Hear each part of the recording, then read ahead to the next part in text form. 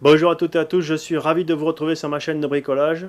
Je vous ai montré comment installer des panneaux solaires, je vous ai montré comment installer un régulateur de charge pour les panneaux solaires, je vous ai montré comment augmenter le parc batterie de votre camping-car. Et bien aujourd'hui je vais vous montrer comment installer un chargeur 220 pour charger vos batteries. Je vous souhaite de passer un bon moment devant cette vidéo et n'hésitez pas à me laisser des commentaires ou me poser des questions. C'est fait exprès, c'est sous la vidéo.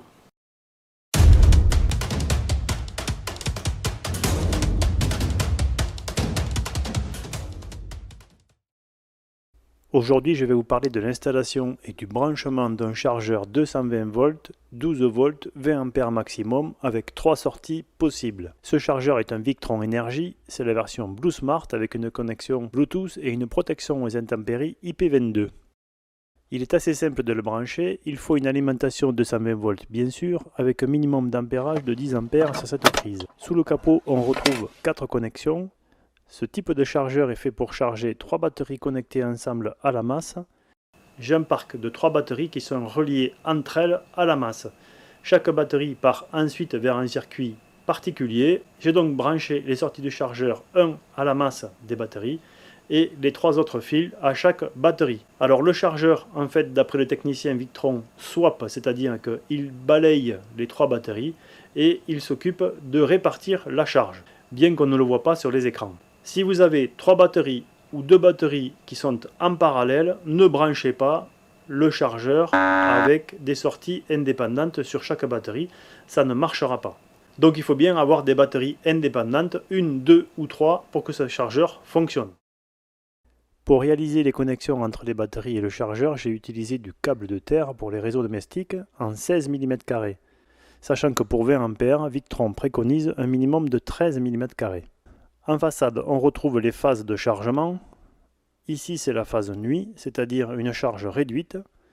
Puis les phases charge, absorption, floating et la phase stockage. Dessous, on retrouve les modes de charge. On voit sur cet exemple qu'on est en mode charge normale et qu'une des batteries est en train de se faire reconditionner avec un mode remise en état où la LED clignote. Les modes sont mémorisés, c'est-à-dire que le chargeur va garder en mémoire le choix que vous aurez fait si vous débranchez l'appareil du secteur. Ces choix seront conservés. Pour l'instant, j'ai tout mis en automatique, donc je n'ai pas choisi, mais on peut choisir et je vous montrerai tout à l'heure.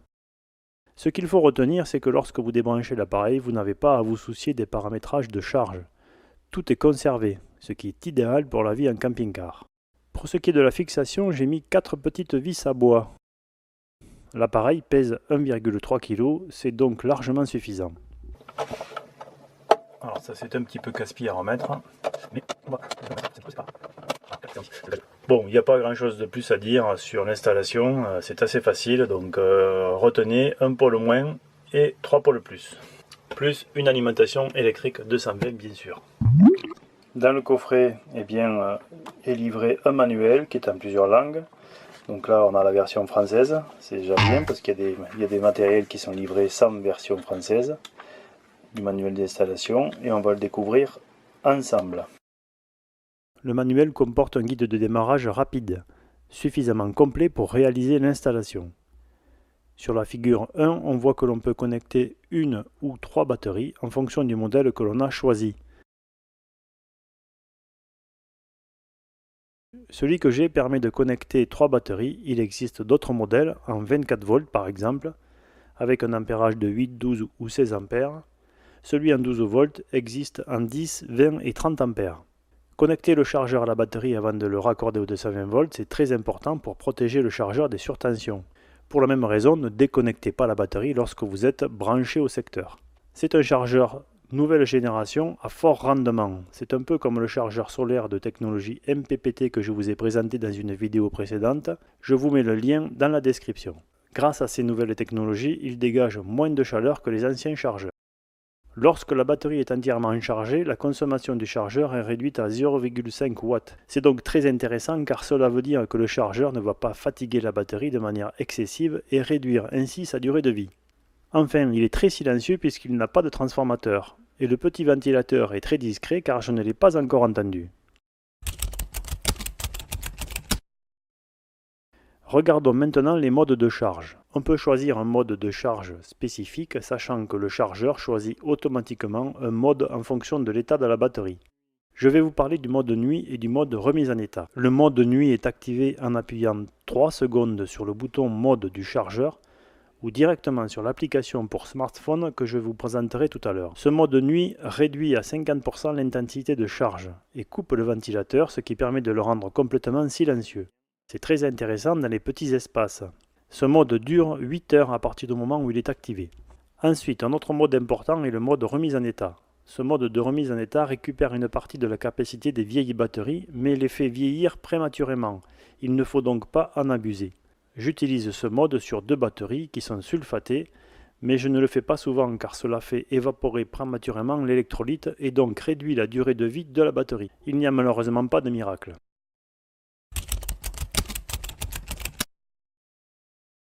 La phase bulk ou charge en français charge la batterie avec un courant maximal jusqu'à atteindre la tension d'absorption. La batterie sera ainsi chargée à près de 80% et elle sera prête à l'emploi.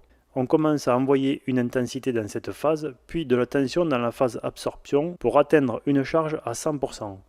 Cette charge à 100% est bien sûr liée à la capacité de votre batterie et à son degré de vieillissement. On passe ensuite à la phase floating qui va maintenir la batterie à une tension constante et entièrement chargée. Puis la phase stockage ou veille. Cette phase maintient la batterie à une tension constante réduite pour limiter le dégagement gazeux et la corrosion des plaques positives. Cette phase est intéressante si vous avez une batterie qui reste branchée en permanence sur le 220, ce qui n'est pas le cas normalement dans un camping-car. La batterie est donc prête à l'utilisation lorsqu'elle est en phase floating ou stockage. Cela ne veut pas dire que l'on ne peut pas les utiliser dans les autres phases de charge, car lorsque les appareils consomment de l'énergie pendant que l'on charge la batterie, la charge n'est pas perturbée. Toutefois, il ne faut pas dépasser l'ampérage maximal du chargeur, sinon l'énergie partira dans les appareils branchés et pas dans la charge. C'est pourquoi il est important de bien choisir l'ampérage de son chargeur. Parlons maintenant de résistance interne. Si votre batterie est usée, le chargeur va s'en apercevoir avec la mesure de la résistance interne. La phase de charge sera très courte et c'est à cela que l'on reconnaît une batterie en fin de vie. On dira qu'une batterie a atteint sa durée de vie lorsque, complètement déchargée, elle se rechargera très rapidement. Dans ce cas, le chargeur va déclencher un mode de remise en état. Il y a une application qui s'appelle Victron Connect et qui permet de connecter votre smartphone à l'appareil de charge. Ça le connecte par Bluetooth et on voit la tension qui est appliquée et l'intensité. Et on voit ici où est-ce qu'on est dans la charge. Donc là, mes batteries elles sont chargées.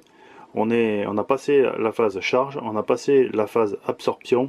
On est en fin là de phase d'absorption et pour certaines batteries, on est en phase même de reconstruction avant de passer dans la phase floating.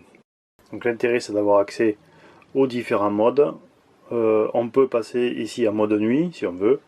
On peut modifier le courant de charge. Enfin, on peut modifier ce qu'on a à l'écran ici. On l'a en façade sur le chargeur lui-même.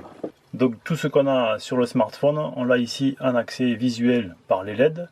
Là, le panneau est un peu simplifié et pas très ergonomique. Sur le smartphone, c'est quand même plus sympathique.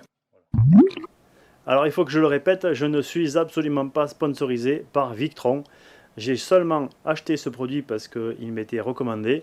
Je n'ai pas trouvé d'autres chargeurs comme ça de batterie qui soient fabriqués en France. Celui-là n'est pas fabriqué en France. C'est bien dommage. Si vous connaissez une marque de chargeur fabriquée en France, ça m'intéresse. Laissez-moi un commentaire sous la vidéo. Bien que cette vidéo ne soit pas sponsorisée par Victron, je les ai appelés avant de la réaliser parce que j'avais quelques informations techniques à demander et ils m'ont gentiment répondu. Ça m'a permis d'être plus précis dans ce que je vous ai dit. Pour autant, si vous pensez que j'ai une bêtise ou si vous manque des informations, n'hésitez pas à me laisser des commentaires, c'est fait pour ça, c'est sous la vidéo. Pensez à liker, à partager autour de vous cette vidéo si vous l'avez aimée. Et pensez à vous abonner si vous n'êtes pas encore abonné pour ne pas louper le prochain épisode.